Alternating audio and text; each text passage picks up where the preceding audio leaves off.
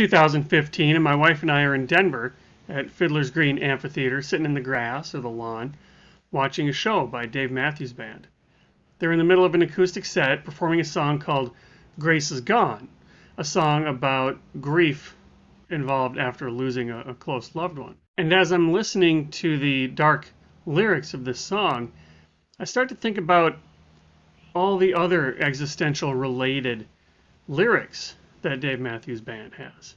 I start to think about lyrics like, drink a hope for happy years because you may find a lifetime's passed you by. Or, my head won't leave my head alone, and I don't believe it will until I'm dead and gone.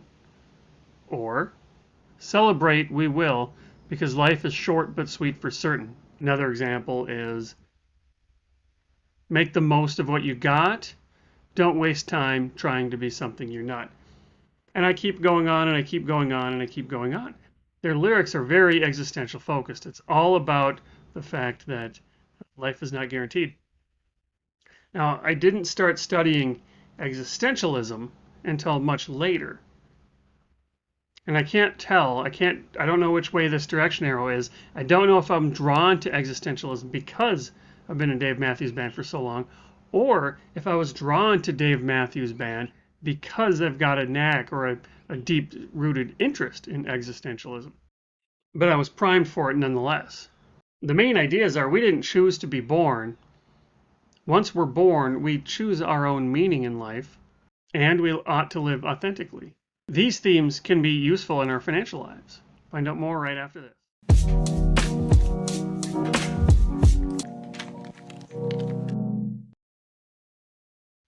Hey, it's Derek Hagan. I'm a certified financial therapist professional, certified financial behavior specialist, here with another Money Health presentation where we're going to talk about money and existentialism.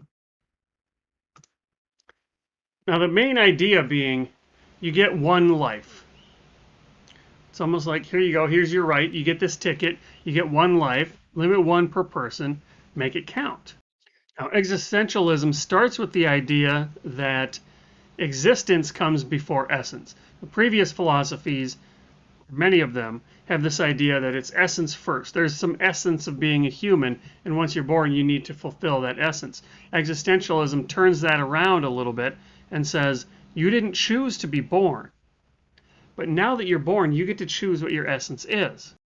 In other words, once you're born, you're at risk of dying, which is fine, because you get to choose what to do with your life. It's yours to do what you like with. Now, meaning and purpose are ours to come up with. Because existence comes before essence, the meaning and purpose in life are ours to develop, ours to figure out. So what's your purpose? What purpose do you have? What brings you joy in life? You know, what value do you bring to the world? And the more you work and understand your purpose, the more meaningful your life will become. And all of that kind of has to do with this idea of authenticity. So the existentialists say that life is guaranteed to be stressful. You know, many other philosophies of life talk about that. But they'll also say that we are free and we have the freedom to make our own choices. And that freedom causes us a lot of anxiety. And that's because if we're free, if we have the freedom to make our choices, then we have to own those consequences as well.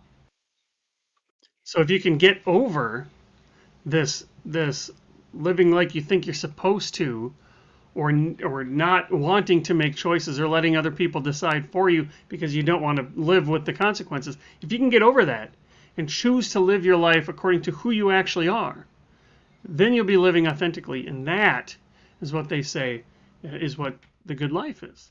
Now, in relation to that, or in addition to that, humans are the only species that we know of that are aware of our own death. No other species walks around wondering what we're going to do before we die. Now, this causes a lot of tension because we are primed. We have this drive, these instincts. Survival at all costs. Every animal, every mammal has that. Stay alive at all costs. We will fight to survive. But then you throw in this other piece that says, I'm going to die. And dying is the opposite of surviving. So I'm surviving at all cost, but I can't survive. So that creates a lot of tension. So the existentialists will say, let's not ignore death. So we put in a lot of work, whether we know it or not, to avoid thinking about death because it brings up this death anxiety. We don't want to think about death. But if you can loop in death, live with this idea, you can lay out all the 90 years that you have, or 90 good years, perhaps, and this isn't even guaranteed.